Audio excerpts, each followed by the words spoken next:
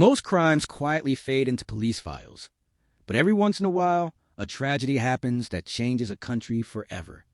It shifts the way we talk, forces systems to change, and leaves a mark we never forget. The murder of Sarah Everard was one of those moments.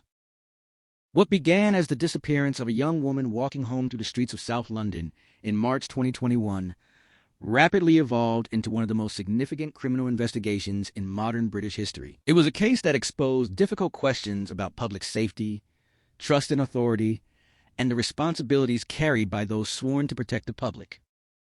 On the evening of March 3, 2021, London was still living under the restrictions imposed during the COVID-19 pandemic. The streets were quieter than they would normally have been. The city was unusually quiet back then.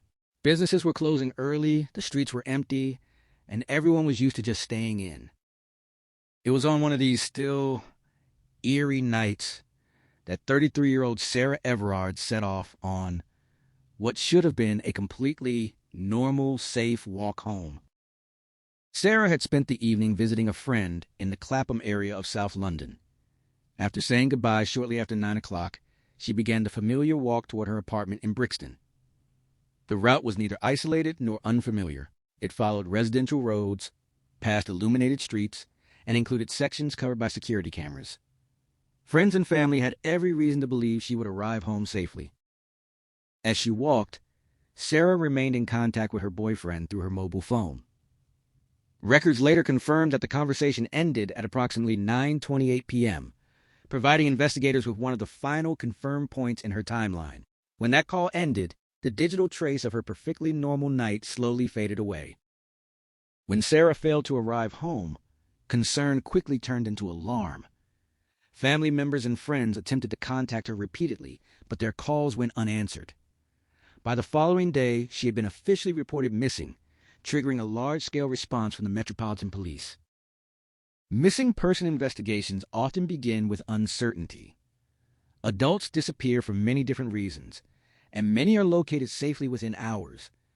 Yet investigators soon recognized that this case presented troubling circumstances. Detectives immediately focused on reconstructing Sarah's final known movements with as much precision as possible. Modern cities leave behind countless digital footprints. Surveillance cameras overlook intersections and storefronts. Public transportation systems record movements. Mobile phones continuously generate location data. Together, these fragments can become an extraordinary investigative tool, allowing detectives to rebuild events almost minute by minute. One of the earliest breakthroughs came from extensive CCTV footage collected from homes and businesses along Sarah's route. The recording showed her walking alone, wearing a bright green raincoat, a blue face mask, and headphones. She appeared calm, showing no visible signs of distress or concern. Nothing about her behavior suggested that she anticipated danger. These images would soon become among the most recognizable pieces of evidence in the investigation, replayed repeatedly across television broadcasts and news websites as police appealed for information. Investigators carefully mapped every confirmed sighting. Each camera established another point along her route, narrowing both the timeline and the possible locations where something could have occurred. The process demanded painstaking attention to detail. Detectives examined hundreds of hours of footage, identifying vehicles, pedestrians, and seemingly insignificant movements that might later prove important. Meanwhile, public concern intensified dramatically. Volunteers joined organized searches across parks, woodland areas, and open spaces in South London and neighboring counties.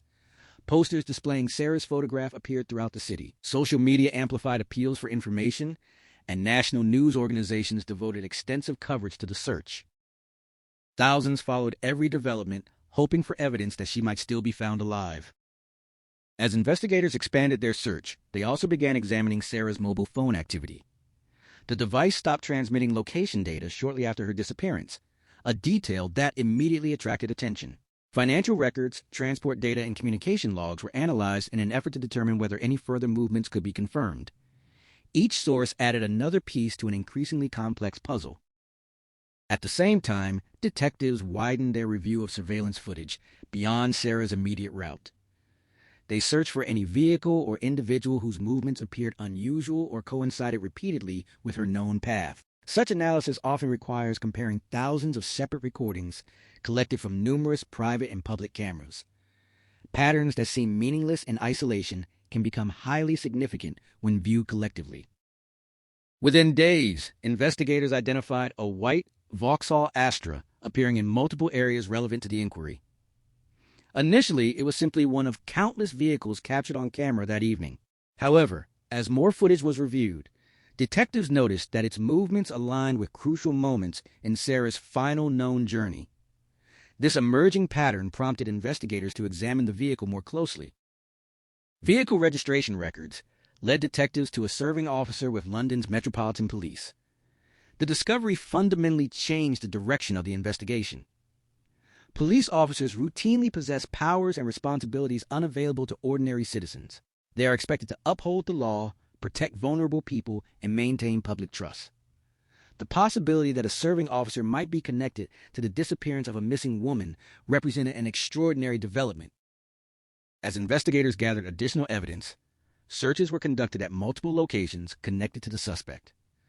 Forensic teams examined vehicles, electronic devices, clothing, and properties, documenting every item that might assist the investigation. Specialists worked methodically, understanding that every fiber, every fingerprint, and every trace of DNA could prove decisive. During these searches, detectives also examined mobile phone data associated with the suspect. Location information, communication records, and vehicle movements were compared against Sarah's known timeline. Independent pieces of evidence that initially appeared unrelated began aligning with remarkable consistency. The investigation was becoming increasingly evidence-driven, relying not on assumptions but on converging forensic and digital findings. Public reaction grew even more intense as news emerged that the suspect was not merely a civilian, but an active police constable. Questions immediately arose regarding institutional oversight, background screening, and whether warning signs had been overlooked. Confidence in policing, already under strain during the pandemic, faced one of its most significant tests in decades. A major breakthrough came when investigators located human remains in woodland near Ashford, Kent. The discovery followed extensive forensic searches informed by digital evidence, vehicle movements, and investigative analysis. Specialists worked carefully to preserve the scene, while forensic pathologists conducted examinations to establish identity and cause of death. The confirmation that the remains belonged to Sarah Everard transformed the investigation from a missing person inquiry into a murder investigation. For Sarah's family, the confirmation brought unimaginable grief. Days of desperate hope ended with devastating certainty. Across the United Kingdom, millions who had followed the search shared in that sense of collective sorrow. Flowers appeared at memorial sites throughout London. Messages expressing sympathy, anger, and solidarity accumulated in extraordinary numbers. As the investigation continued, forensic examination of the suspect's vehicle became particularly significant. Specialists recovered trace evidence that strengthened the prosecution's case. Digital records, CCTV footage, mobile phone analysis, and forensic science together created a comprehensive timeline that prosecutors argued demonstrated careful planning and deliberate actions. Rather than relying upon a single piece of evidence, the case was built through the convergence of numerous independent sources, each reinforcing the conclusions reached by investigators. In June 2021, before the trial could fully unfold, the suspect entered a guilty plea to murder. The admission removed any uncertainty regarding criminal responsibility and spared Sarah's family the ordeal of hearing extensive evidence contested before a jury. Yet many questions surrounding motive, planning, and abuse of authority continued to be examined during subsequent court proceedings. The sentencing hearing revealed disturbing details about how police powers had been exploited. The court heard evidence that Sarah had been stopped under the false pretense of enforcement related to COVID-19 restrictions before being unlawfully detained. The abuse of official authority represented one of the most shocking aspects of the entire case, fundamentally altering public perceptions of personal safety and institutional trust. When the judge imposed a whole life order, one of the most severe sentences available under English law, the court described the murder as exceptionally serious. Such sentences are reserved only for the gravest offenses, reflecting both the nature of the crime and the profound breach of public confidence involved. Yet the story did not end with the conviction. Instead, The case became the catalyst for an uncomfortable national conversation that extended far beyond the courtroom. Women across Britain shared personal experiences of harassment, intimidation, and fear while traveling alone at night. Conversations that had often remained private suddenly became impossible to ignore, prompting renewed examination of policing standards, institutional accountability, and the everyday precautions many women felt compelled to take simply to reach home safely. Even years later, the murder of Sarah Everard continues to be remembered, not only because of the crime itself, but because it forced an entire nation to confront difficult questions about trust, authority, and public safety. It remains a stark reminder that justice extends beyond securing a conviction. It also requires institutions to examine their own failures, communities to listen to uncomfortable truths, and societies to ask whether enough has been done to prevent similar tragedies from occurring again.